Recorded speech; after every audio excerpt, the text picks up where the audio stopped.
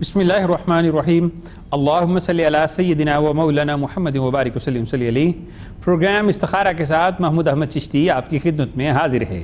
استخارہ سنت بھی ہے اور مسائل کا حل بھی، استخارہ عبادت بھی ہے اور اللہ سے رب کا ذریعہ بھی۔ استخارہ ایک ایسا مذہبی اور روحانی پلیٹ فارم ہے جو آپ کے روحانی اور معاشرتی مسائل کا حل قرآن اور سنت کی روشنی میں پیش کرتا ہے۔ اور یہی نہیں، اس پروگرام کی خصوصیت یہ ہے کہ اس پروگرام میں آپ ہفتہ میں 6 دن کالز کر سکتے ہیں اور اپنے مسائل ہمارے ساتھ شیئر کر سکتے ہیں۔ اور اس کے ساتھ ساتھ اگر انسٹنٹلی آپ رہنمائی چاہتے ہیں تو واٹس ایپ نمبرز بھی آپ کی اسکرین پر چل رہے ہوتے ہیں، ان نمبرز پر بھی آپ واٹس ایپ کر سکتے ہیں، کال کر سکتے ہیں۔ اور ساتھ ہی ساتھ سب سے خاص بات یہ کہ جناب اگر آپ تفصیلی طور پر رہنمائی چاہتے ہیں تو پروگرام میں آپ خط لکھ سکتے ہیں، مگر شرط صرف ایک ہے کہ خط میں آپ کو جوابی لفافہ ارسال کرنا پڑے گا تاکہ آپ کو جواب دیا جا سکے، اور وہ بھی تفصیل کے ساتھ۔ تو آج کے اس پروگرام میں آج ہمارے ساتھ معزز مہمانان گرامی موجود ہیں۔ ہمیشہ کی طرح ہفتے کے پہلے ایام میں وقاص علی خالد صاحب ہوتے ہیں، لیکن آج ہم نے ان کی غیر حاضری لگا دی ہے اور ان کی جگہ پر ہمارے ساتھ موجود ہیں مفتی شہباز احمد سیفی صاحب، جن کو میں دل کی گہرائیوں سے سلام پیش کرتا ہوں۔ السلام علیکم ورحمۃ اللہ۔ وعلیکم السلام ورحمۃ اللہ وبرکاتہ۔ حضور ٹھیک ہیں؟ الحمدللہ، اللہ کا کرم۔ اور اس کے ساتھ ہی آج کے پروگرام میں بہت ہی محترم نوجوان اسکالر پیر صاحبزادہ قاسم رسول صاحب، ان کو میں دل کی گہرائیوں سے سلام پیش کرتا ہوں۔ السلام علیکم ورحمۃ اللہ۔ وعلیکم السلام ورحمۃ اللہ وبرکاتہ۔ حضور کیسے ہیں؟ الحمدللہ، آپ ٹھیک ہیں؟ الحمدللہ۔ اور جناب من گزارش یہ ہے کہ اللہ کے نبی نے ارشاد فرمایا کہ کچھ پراگندہ بالوں والے، یعنی ایسے بالوں والے جن کے اندر کچھ گرد آ گئی ہو، ایسے ہوتے ہیں پراگندہ بالوں والے اور پھٹی ہوئی چادروں والے، اور لوگوں کے دروازوں سے دھتکارے ہوئے ہٹائے جانے والے ایسے ہوتے ہیں کہ وہ اگر اللہ کے بھروسے سے اللہ کی بارگاہ میں دعا کر دیں یا قسم اٹھا لیں تو اللہ کبھی بھی ان کی دعا اور قسم کو رد نہ فرمائے۔ ایسے لوگ کون ہوتے ہیں؟ ولی بھی ہوتے ہیں، غوث بھی ہو سکتے ہیں، قطب بھی ہو سکتے ہیں، ابدال بھی ہو سکتے ہیں، قلندر بھی ہو سکتے ہیں، بہت کچھ سوچا جا سکتا ہے، یہ اندازے ہیں، لیکن میرا یہ دل کہتا ہے کہ یہ وہ لوگ ہوتے ہیں جنہیں اللہ کے ولی کہا جاتا ہے۔ جیسا کہ جناب اقبال فرماتے ہیں کہ نہ پوچھن خرقہ پوشوں کی ارادت ہو تو دیکھ ان کو ید بیضا لیے پھرتے ہیں اپنی آستینوں میں۔ تو چلتے ہیں مفتی صاحب کی جانب اور ان سے پوچھتے ہیں کہ اللہ کے ایسے بندے، ان کے مقام کیا ہوتے ہیں، ان کے مرتبے کیا ہوتے ہیں کہ یہ اگر اللہ کے بھروسے پر قسم اٹھا لیں تو اللہ ان کی قسم رد نہیں کرتا۔ جی مفتی صاحب۔ بسم اللہ الرحمن الرحیم۔ اللہم صلی وسلم علی سیدنا و مولانا محمد وعلی آل سیدنا و اصحاب سیدنا و مولانا محمد مبارک وسلم۔ بہت شکریہ محترم چشتی صاحب، بہت خوبصورت ٹاپک آپ نے جو ہے اس کا انتخاب فرمایا، بلکہ آغاز گفتگو ہی آپ نے اللہ والوں کے ذکر سے کر دیا۔ اور میں آپ کو ایک بہت خوبصورت بات بتا کے آپ کے سوال کی طرف آتا ہوں۔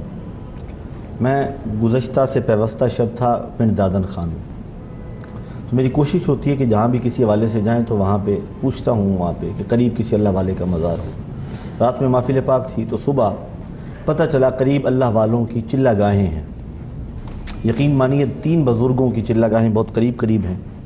قلعہ نندنا کے قریب البیرونی نے جہاں پہ زمین کا قطر جو ہے وہ معلوم کیا تھا، اس کے قریب ہی ایک جگہ ہے جوتانا، وہاں پہ ایک تو حضرت حام بن نوح علیہ السلام کا مزار پر انوار ہے، اس کی جو لینتھ ہے وہ ہے 78 فٹ 78 فیٹ، اور پھر اس کے قریب ہی 3 بزرگوں کی چلہ گاہیں ہیں۔ ایک حضرت شہباز قلندر علیہ الرحمہ، ایک حضرت بابا فرید الدین گنج شکر علیہ الرحمہ، اور ایک حضرت خواجہ بہاؤالدین زکریا ملتانی علیہ الرحمہ۔ ان 3 بزرگوں کی چلہ گاہیں۔ حضرت شہباز قلندر علیہ الرحمہ کی جو چلہ گاہ بہت مختصر سی جگہ ہے اور بڑی جو ہے نا وہ تنگ سی ایک غار ہے، اس کے اندر داخل ہونے کے لیے جھک کر اس انداز میں اندر جانا پڑا۔ لیکن یقین مانیے کہ جب اس غار کے اندر داخل ہو کر ایک سے دوسرا آدمی وہاں آسانی سے نہیں بیٹھ سکتا، جو بیٹھتا ہے وہ بھی سیدھا آسانی سے نہیں بیٹھتا۔ اللہ والوں نے وہاں پہ سالہ سال گزارے، اتنی طمانیت اور سکون تھا، صدیاں گزر گئیں انہیں وہاں پہ چلہ کشی کیے ہوئے۔ ان کا مزار پر انوار 7 شریف میں ہے، لیکن آج جب ان کی چلہ گاہ پہ گئے تو عجیب قسم کی اور ایک روحانیت اور طمانیت تھی۔ اور پھر دوسرے جو بزرگ ہیں، اور یہ 4 بزرگ ایسے تھے جنہیں 4 یار کہا جاتا تھا، یعنی یہ آپس میں بہت گہرے دوست بھی تھے، اور ان کا اللہ رب العزت کے ساتھ جو رب تھا دوستی والا، اللہ کے ولی تھے تینوں۔ ایک حضرت بہاؤالدین زکریا ملتانی علیہ الرحمہ، ایک حضرت شہباز قلندر علیہ الرحمہ، ایک حضرت بابا فرید الدین مسعود گنج شکر علیہ الرحمہ، اور ایک حضرت شیر شاہ رحمۃ اللہ تعالی علیہ۔ یہ 4 یار ہم سیرت میں پڑھا کرتے تھے، ان کے حالات پڑھا کرتے تھے، لیکن جب ان 3 بزرگوں کے چلہ گاہیں بہت قریب دیکھیں اور ان کا مشاہدہ کیا اور زیارت کی، تو یقین ہوا کہ جو ہم پڑھتے ہیں وہ سنی سنائی باتیں نہیں ہیں، وہ حقیقت ہیں۔ اور ان تینوں نے قریب چلہ گاہیں بنا کر وہاں پہ اللہ کا ذکر کیا۔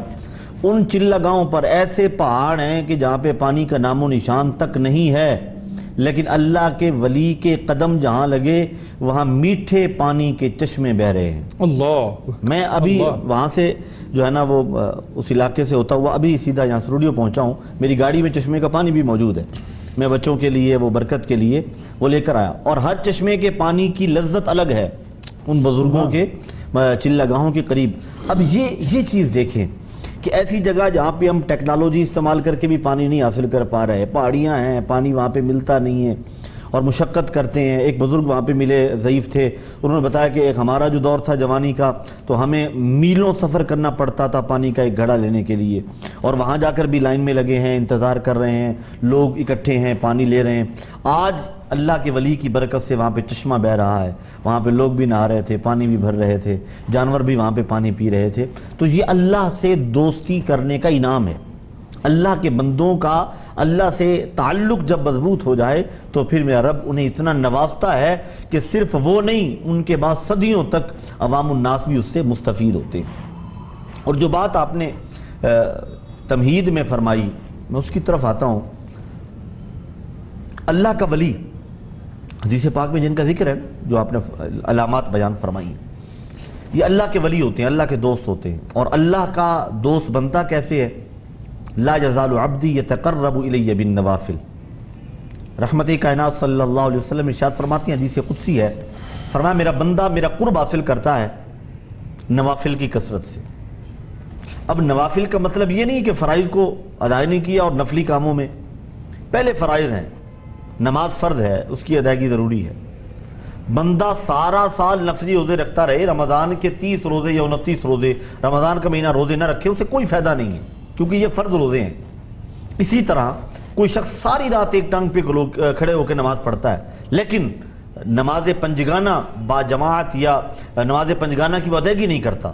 با جماعت ادا کرنا تو سنت مؤکدہ ہے، قریب الوجوب، لیکن نماز پنجگانہ اس پر فرض ہیں وہ ادا نہیں کرتا، نوافل ساری رات پڑھتا رہتا ہے، کوئی فائدہ نہیں ہے۔ اس کا مطلب یہ فرائض پہلے ضروری ہیں، اور نوافل کی کثرت کا مطلب یہ ہے کہ فرائض اور واجبات اور سنن کی پابندی کے بعد جو نفلی کام ہیں جنہیں اضافی کا، نفل کا معنی اضافی ہوتا ہے، ان کی بھی پابندی کرتے ہیں اور وہ بھی بجا لاتے ہیں، تو پھر اللہ رب العزت انہیں اپنا دوست بنا لیتا ہے۔ جی، بہت ہی خوبصورت بات کی، اور اللہ کے دوستوں کے جو مقام ہیں وہ ہم جان نہیں سکتے، کیونکہ وہ اللہ کے قریبی ہوتے ہیں، اور اللہ کا قرب انسان کو عز سے حاصل ہوتا ہے اور معاف کرنے سے حاصل ہوتا ہے۔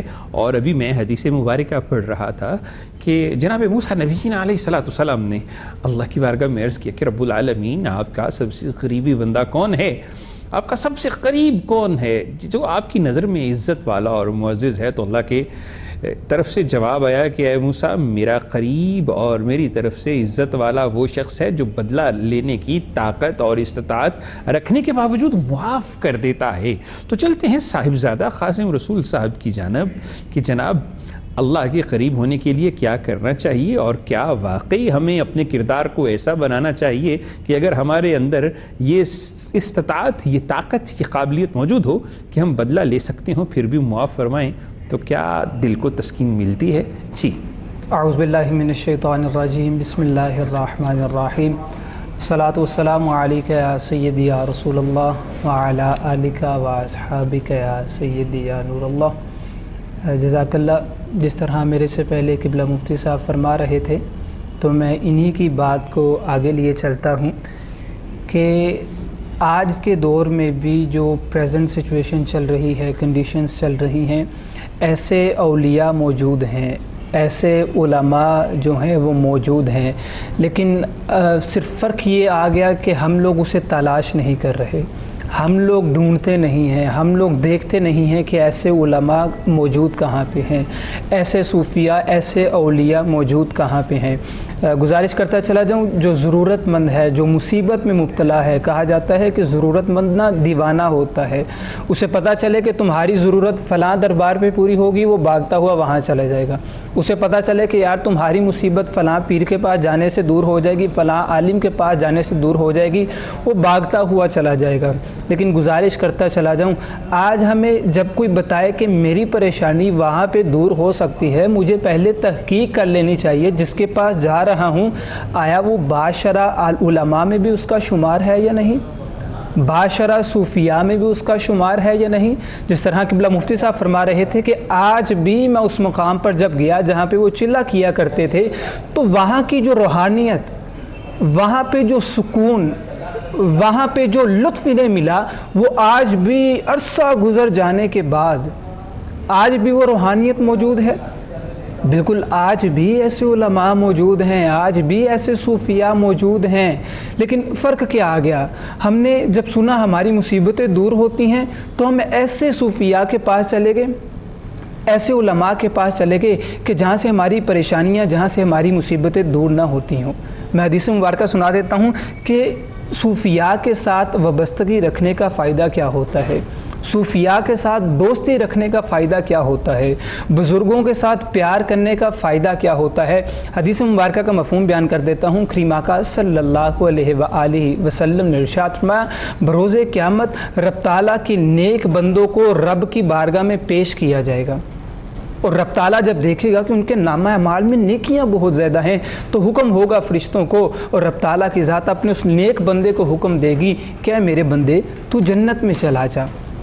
وہ بندہ عرض کرے گا، مالک مولا تیرا حکم، مولا میں جنت میں جاؤں گا، لیکن التجا ہے ایک، مولا وہ لوگ جو دنیا میں رہتے ہوئے مجھ سے پیار کرتے تھے، مولا وہ لوگ جو دنیا میں رہتے ہوئے مجھ سے محبت کرتے تھے، مولا محبت اس وجہ سے کرتے تھے میں تیرا اور تیرے نبی کا پیغام سنایا کرتا تھا، مولا پیار اس وجہ سے کرتے تھے میں تیری اور تیرے محبوب کی باتیں سنایا کرتا تھا، مولا آج مجھے تو جنت میں جانے کا حکم ہو گیا، لیکن وہ لوگ جو تیرے نام سے میرے ساتھ پیار کیا کرتے تھے، وہ لوگ جو تیرے نام سے، تیرے محبوب کے نام سے مجھ سے محبت کیا کرتے تھے، مولا میں چاہتا ہوں کہ جب میں جنت میں جاؤں تو وہ تمامی لوگ میرے ساتھ بھی جنت میں داخل ہوں۔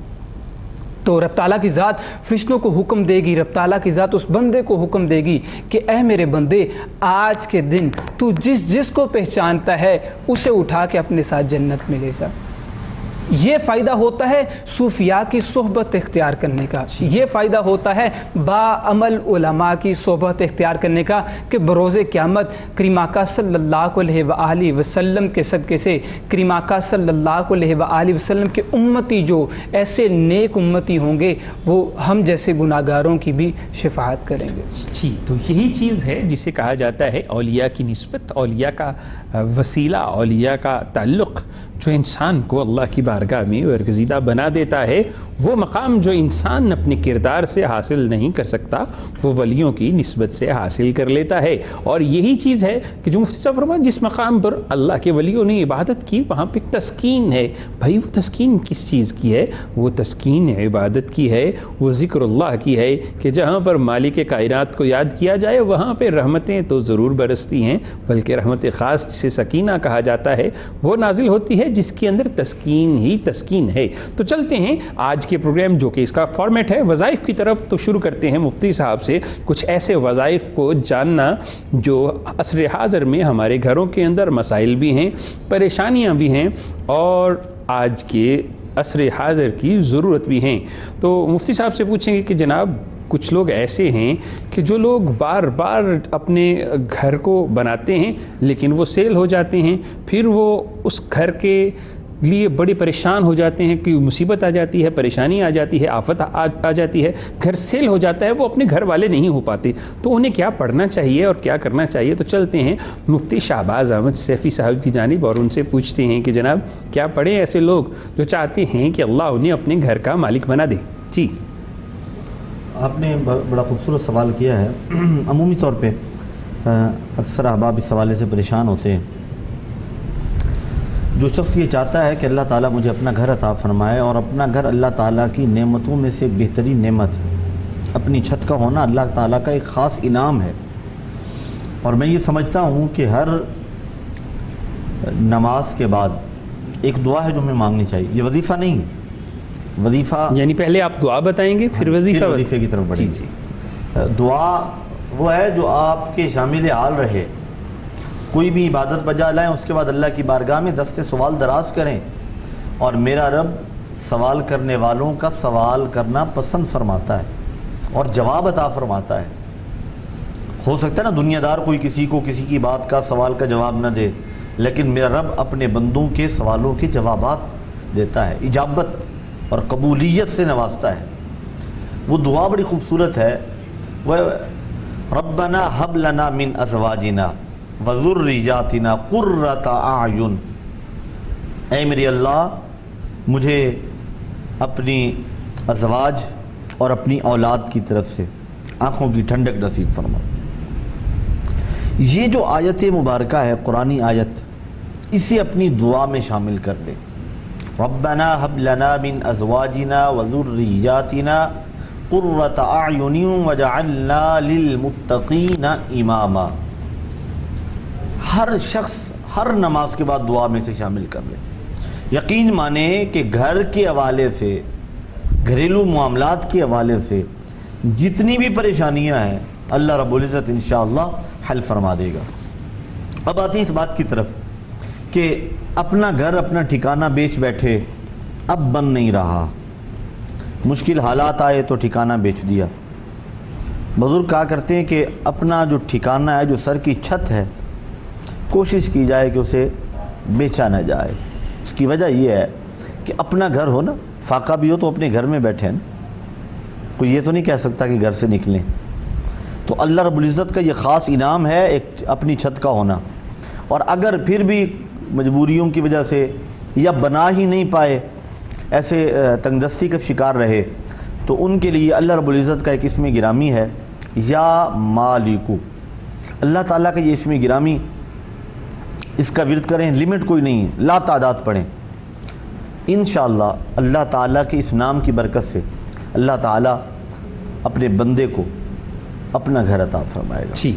تو مفتی شہباز احمد سیفی صاحب آپ کو اپنے گھر کے لیے وظیفہ تعلیم فرما رہے تھے کہ آپ اپنے گھر کے مالک بن سکتے ہیں، آپ اپنے گھر میں خود رہ سکتے ہیں، جو چیز چھن گئی ہے وہ واپس مل سکتی ہے. صاحبزادہ قاسم رسول صاحب کی طرف چلنے سے پہلے میری تمام سننے اور دیکھنے والوں سے گزارش ہے کہ جناب آپ کی سکرینز پر نمبرز چل رہے ہیں، ان پر آپ کال کر سکتے ہیں، اپنا مسئلہ ہمارے ساتھ شیئر کر سکتے ہیں، اس پلیٹ فارم پر آپ بیان کر سکتے ہیں اور رہنمائی حاصل کر سکتے ہیں، وظائف کی صورت میں، اعمال کی صورت میں اور احادیث اور روایات کی صورت میں. تو چلتے ہیں صاحبزادہ قاسم رسول صاحب کی جانب اور ان سے پوچھتے ہیں کہ اگر کوئی شخص اس کیفیت میں ہو کہ اس کو محسوس ہو کہ میرے گھر کے اندر جنات ہیں یا سچ میں ہوں، اور پھر اسے محسوس ہو کہ میرے پیچھے سے آوازیں آ رہی ہیں، کسی انسان کے، کسی چیز کے، کسی ہستی کے ہونے کا احساس ہو رہا ہو، غالباً جیسے پیچھے سے سایہ گزر رہا ہو، پیچھے کوئی کھڑا ہے ایسا محسوس ہو رہا ہو تنہائی میں، یا اس کے کانوں میں آوازیں آ رہی ہوں،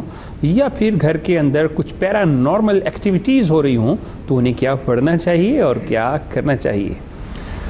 جی بالکل. اکثر کالز بھی جو یہاں پہ ریسیو کرتے ہیں، بعض اوقات یہ سوال پوچھا جاتا ہے، سوال کیا جاتا ہے کہ یا تو کچھ جنوں کے اثرات ہیں یا شیطانی شر ہے یا کچھ ایسے معاملات ہیں، اور اسی چیز کا دوسرا پہلو بھی ہے کہ جادو کے اثرات ہونے کی وجہ سے یہ معاملات جو ہیں اکثر ہوتے ہیں. تو گزارش کرتا چلا جاؤں، ہر کالر کو ہی میں ریکویسٹ کرتا ہوں کہ سب سے پہلے فرائض کی پابندی کی جائے اور پھر اس کے بعد وظائف کی طرف جایا جائے.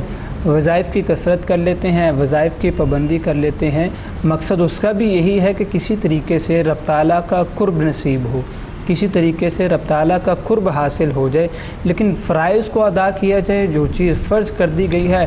اور پھر کچھ کالرز ایسے ہوتے ہیں وہ شکایت کرتے ہیں اس بات کی کہ ہم لوگ نماز کو بھی ادا کرتے ہیں، ہم لوگ قرآن پاک کی تلاوت بھی کرتے ہیں، ہم لوگ صدقہ خیرات بھی کرتے ہیں اور پھر بھی ہمارے گھر میں یہ پریشانی ہے اور پھر بھی ہمارے گھر پہ یہ مصیبت ہے؟ تو میں دونوں سوالوں کا جواب دے دوں گا تاکہ جو دونوں گلے شکوے ہیں وہ دور ہوتے چلے جائیں۔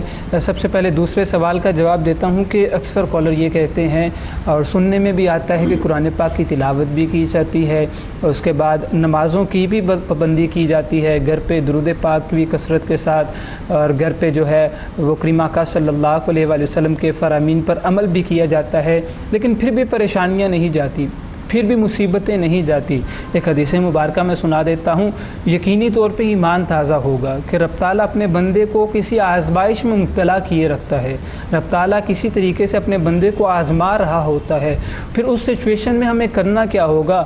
ہم ثابت قدم رہیں، ہم رب کی بارگاہ میں التجا کریں، مالک مولا جس طرح تیرا حکم، مولا جس طرح جو بھی پریشانی ہم اس پہ راضی ہیں۔ میں حدیث مبارکہ سنا دیتا ہوں، کریم آقا صلی اللہ علیہ وآلہ وسلم نے ارشاد فرمایا کہ رب تعالیٰ کی ذات اپنے بندے کا ایک بلند مرتبہ لکھ دیتی ہے، اپنے بندے کا ایک بلند مقام لکھ دیتی ہے، اپنے بندے کی شان جو ہے وہ بلند لکھ دیتی ہے رب تعالیٰ کی ذات۔ پھر رب تعالیٰ دیکھتا ہے کہ میرا بندہ دنیا میں رہتے ہوئے ایسے نیک اعمال اتنی کثیر تعداد میں نہیں کر رہا کہ جس کی بدولت اسے میں یہ بلند مقام عطا فرما دوں۔ حدیث مبارکہ کا مفہوم ہے، فرمایا پھر رب تعالیٰ کی ذات اپنے ایسے بندے کو کسی پریشانی میں مبتلا کر دیتی ہے، کسی مصیبت میں مبتلا کر دیتی ہے، کسی دکھ میں مبتلا کر دیتی ہے، تاکہ اللہ پاک اس پریشانی، اس دکھ، اس تکلیف، اس مصیبت کے صدقے سے جو مقام اس بندے کے لیے لکھ دیا ہے، رب تعالیٰ اس پریشانی کے صدقے اس مقام کو اس بندے کو عطا کر دیتی ہے۔ اس لیے کوئی مصیبت آ جائے، کوئی پریشانی آ جائے، گھر پہ دکھ یا تکلیف آ جائے تو شکر ادا کرنا چاہیے، رب کی بارگاہ میں التجا کرنی چاہیے، مالک مولا تو نے اس پریشانی کو بھیجا ہے، مولا تو ہی اس پریشانی کو دور کر سکتا ہے۔ اور پریشانیوں کو دور کرنے کا حل میں بتاتا چلا جاؤں، قرآن پاک کی تلاوت ہے، فرمان مصطفیٰ صلی اللہ علیہ وسلم پر عمل کیا جائے۔ صاحبزادہ صاحب غالباً پروگرام میں کالر موجود ہیں، تو چلتے ہیں پروگرام میں کالز کی طرف۔ آج کے دن کا پہلا کالر ہمارے ساتھ موجود ہے، دیکھتے ہیں کہ وہ کون ہیں، کہاں سے ہیں اور اپنا کون سا مسئلہ ہمارے ساتھ شیئر کر رہے ہیں۔ السلام علیکم ورحمۃ اللہ۔ السلام علیکم ورحمۃ اللہ۔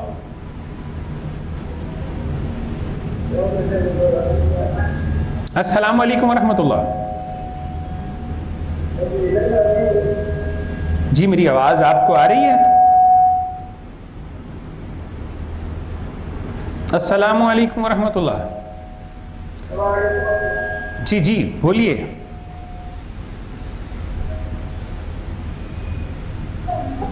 بولیے کون صاحب، کہاں سے؟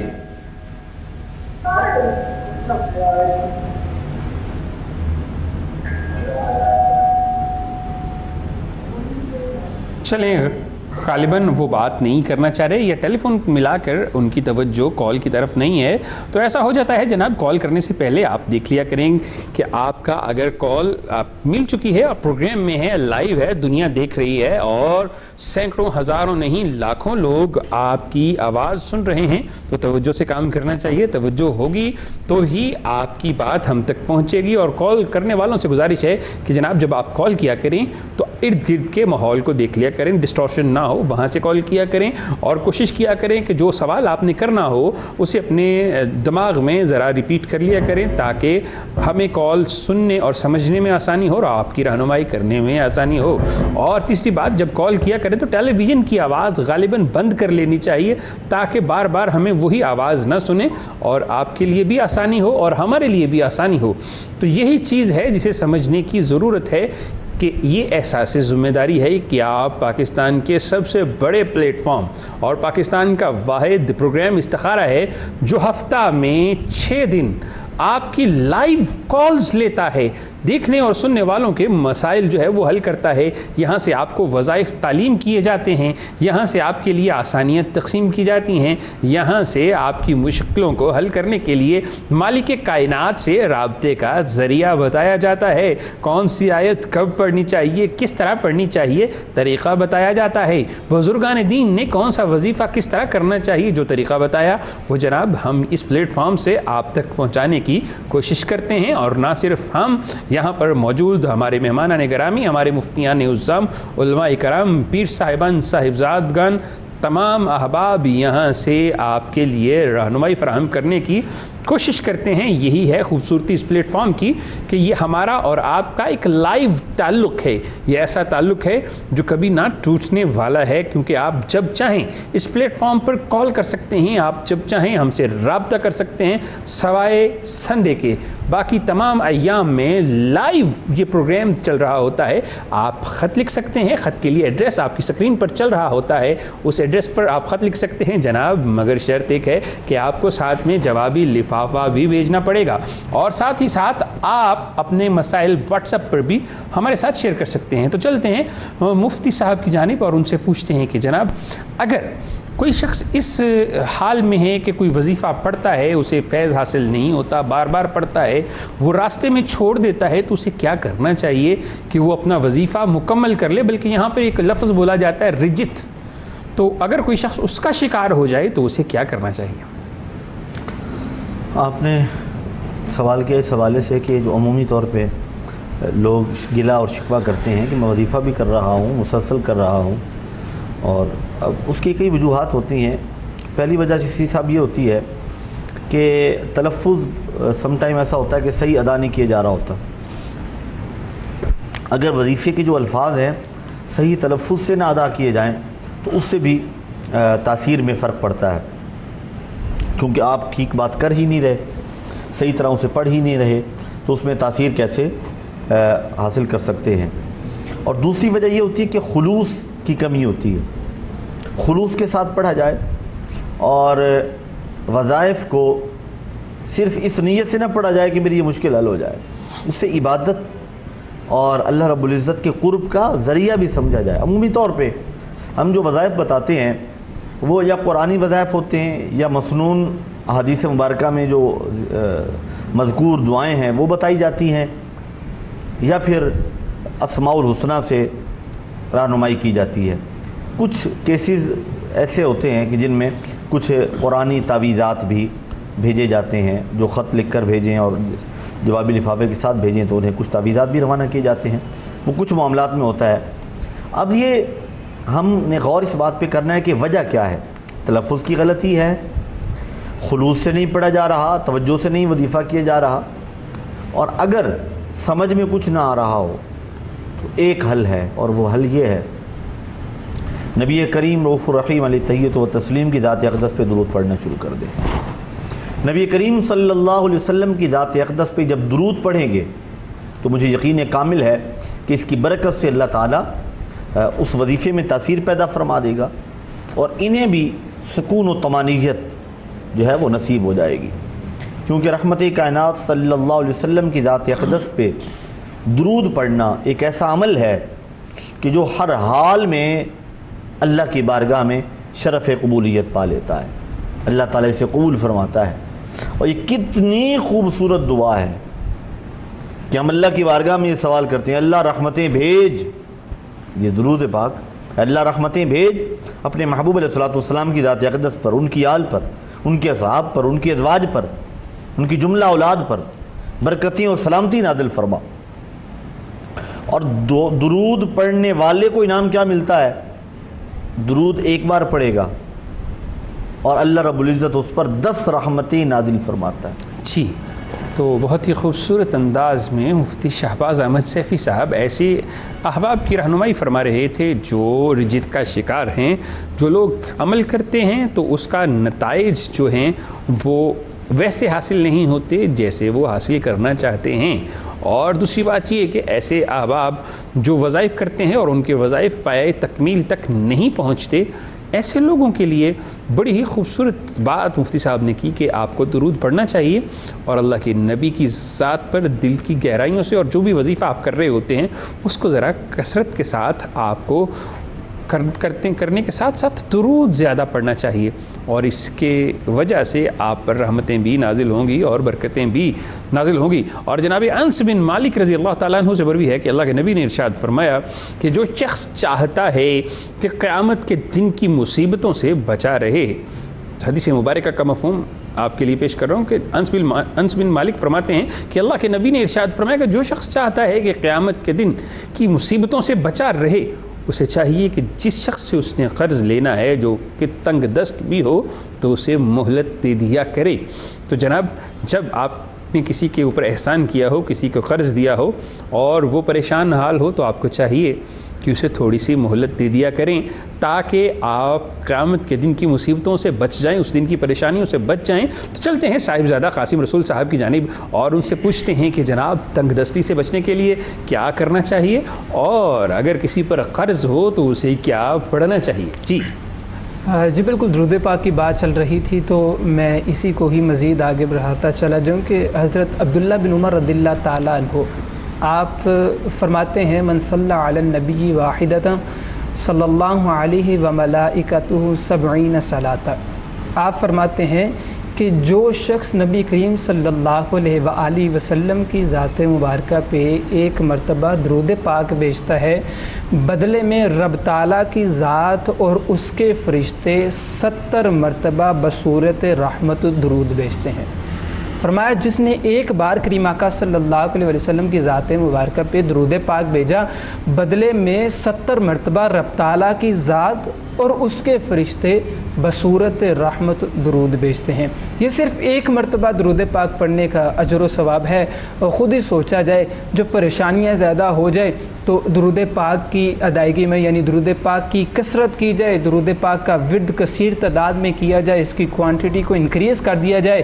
دیکھا جائے ایک جانب ہماری پریشانیاں بڑھتی چلی جا رہی ہیں، ہمیں چاہیے کہ ہم اپنا وظیفہ کیا ہے، کریم آقا صلی اللہ علیہ وآلہ وسلم کی ذات مبارکہ پہ درود پاک بھیجا جائے۔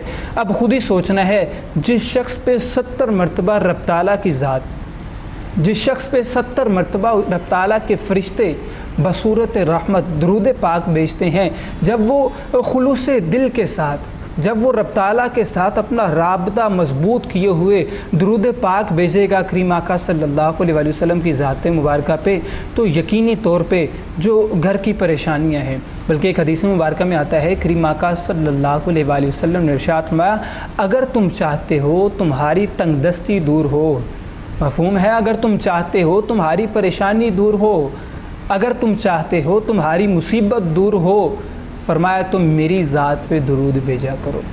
ہماری پریشانیوں کا حل میں سمجھتا ہوں جب فرائض کی ہی پابندی کر لی جائے تو پریشانیاں ویسے دور ہو جاتی ہیں۔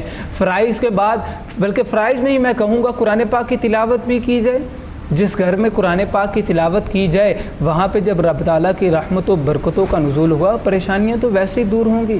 ہاں پھر رب تعالیٰ کی طرف سے آزمائش آ جائے تو پھر شکر ادا کرنا چاہیے، مالک مولا جس حال میں بھی تو نے رکھا ہے مولا میں تیرا شکر ادا کرتا ہوں۔ جی تو بڑی خوبصورت گفتگو فرما رہے تھے صاحبزادہ قاسم رسول صاحب، اور اچھی بات فرمائی کہ اگر انسان پر آزمائش آ جائے تو ہر حال میں مالک کائنات کی بارگاہ میں جو ہے وہ شکر ادا کرنا چاہیے کہ مالک جیسا تو رکھے، میں تیرا بندہ ہوں، تو میرا مالک ہے، اور میں عبد ہوں تو معبود ہے، اور میں مرزوق ہوں تو رازق ہے، محبوب جیسے تو رکھے میں ویسے ہی تیری رضا پر راضی ہوں۔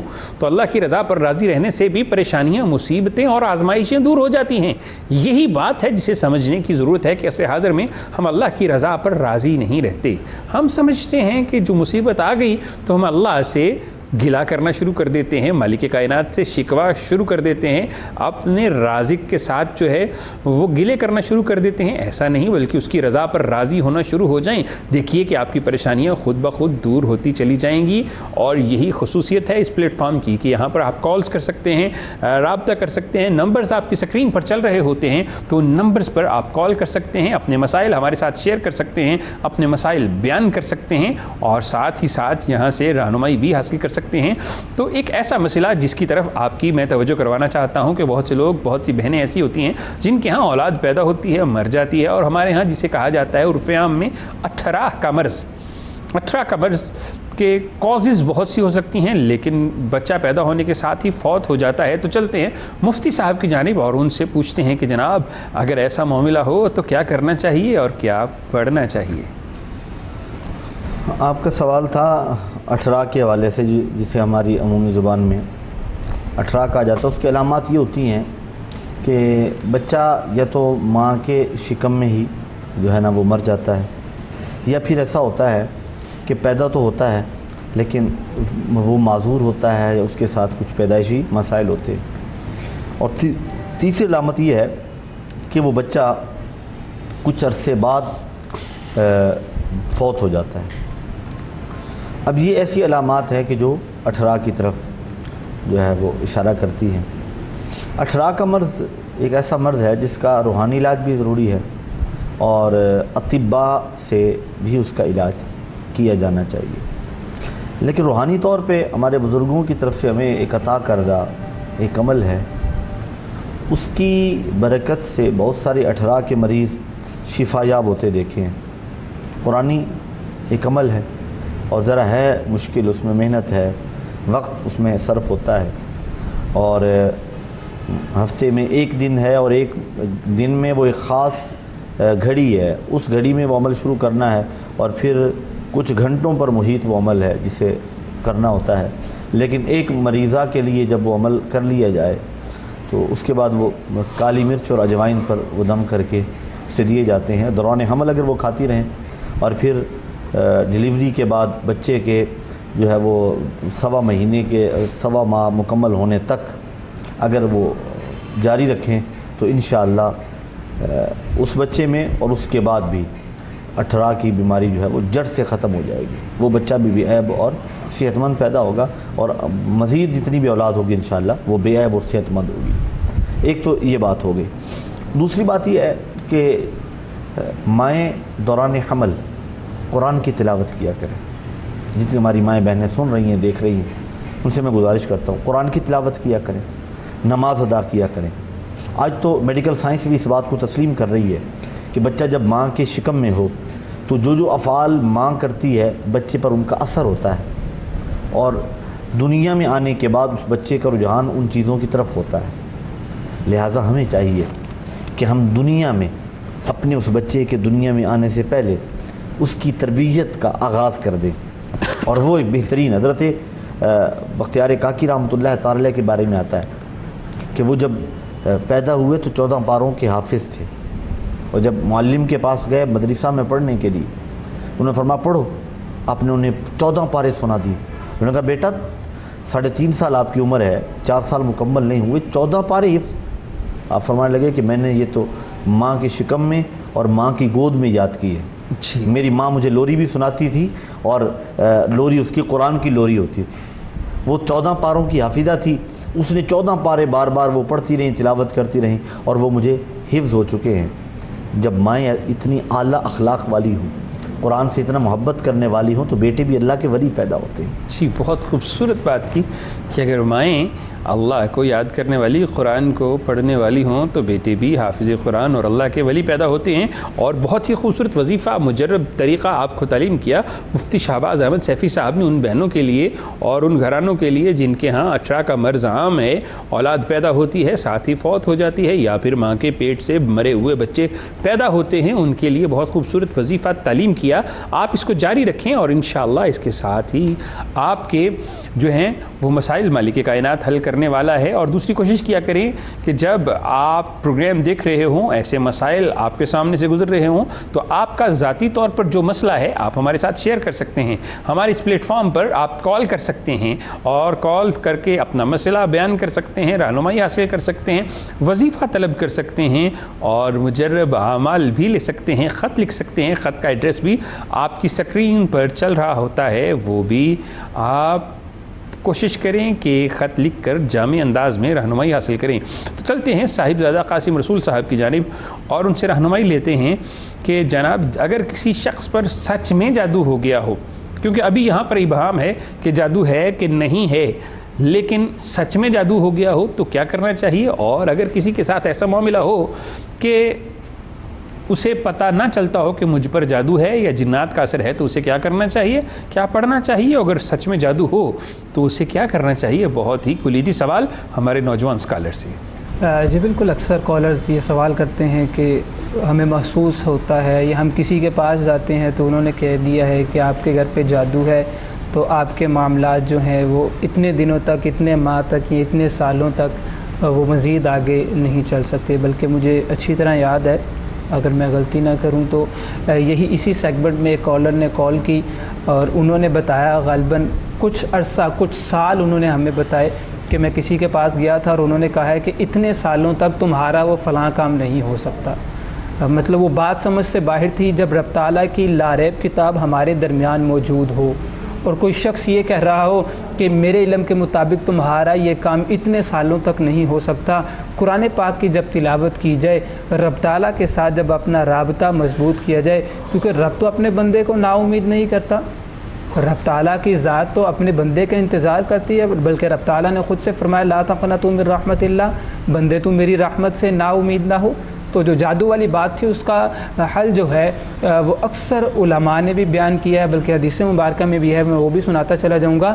سورہ بقرہ کے مطابق اس کے متعلق آتا ہے, فرمایا گیا ہے کہ جس گھر میں سورہ بقرہ کی تلاوت کی جائے, پھر ایک حدیث مبارکہ میں جو قرآن پاک کی آخری 2 سورتیں ہیں سورہ فلق اور سورہ ناس, اس کی تلاوت کے متعلق بھی فرمایا گیا ہے کہ جس گھر میں ان 2 سورتوں کی تلاوت کی جائے, سورہ بقرہ کی بھی تلاوت کی جائے, تو وہاں پہ جو جادو کے اثرات ہیں, وہاں پہ جو محسوس کرتے ہیں کہ ہمارے گھر پہ سائے ہیں, جو محسوس کرتے ہیں کہ ہمارے گھر پہ کسی نے جادو کر دیا ہے, کوئی بندش ہو گئی ہے, تو میں ان سے گزارش کروں گا کہ آپ قرآن پاک کی تلاوت کریں, آپ اپنا رابطہ قرآن پاک کے ساتھ مضبوط رکھیں, آپ اپنا رابطہ رب تعالیٰ کی ذات سے مضبوط رکھیں, انشاءاللہ آپ کی پریشانیاں دور ہوتی چلی جائیں. علامہ رسول صاحب ان کے دادا جان اور ہمارے معروف اہل سنت کے بزرگ ہیں پیر صوفی شوکت علی قادری صاحب, ماشاءاللہ. ان کے والد بزرگوار گزشتہ دنوں انتقال فرما گئے. میں لاہور میں موجود نہیں تھا, جنازے میں شرکت نہیں کر سکا. اظہار تعزیت بھی کرتے ہیں ہمارے ساتھی سکالر, ان کے دادا جان تھے اور صوفی شوکت علی قادری صاحب کے والد بزرگوار تھے, مرحوم مغفور, اللہ تعالیٰ ان کے درجات بلند فرمائے. ہم ان کے لیے دعا گو ہیں, اور جملہ پسماندگان کے لیے, صاحبزادہ صاحب کے لیے اور پیر صاحب قبلہ کے لیے اور جملہ پسماندگان کے لیے دعا گو ہیں, اللہ تعالیٰ انہیں صبر جمیل عطا فرمائے. جی, تو سامعین محتشم, یہ پروگرام آپ نے سنا جس میں آپ کے روحانی مسائل کو بہت ہی احسن انداز میں ان کا حل بتایا گیا. آپ کو وظائف تعلیم کیے گئے, اور صرف وظائف نہیں, مجرب وظائف تعلیم فرمائے گئے, اور اس میں اعمال بتائے گئے, اور بہت سے ایسے اعمال تھے جو کہ ہم نے متعدد مرتبہ بہت سے ملنے والوں کو, پریشان حال لوگوں کو دیے, اور انہوں نے ان کو آزما کر ہمیں دعائیں دیں. تو آپ ان وظائف کو اور ان اعمال کو کریں, مگر شرط یہ ہے کہ آپ کو ساتھ میں نماز کا خیال کرنا پڑے گا, کیونکہ نماز جو ہے وہ پہلے ہے اور وظائف کی ثانوی حیثیت ہے. نماز آپ کے وظائف میں تاثیر پیدا کر دیتی ہے.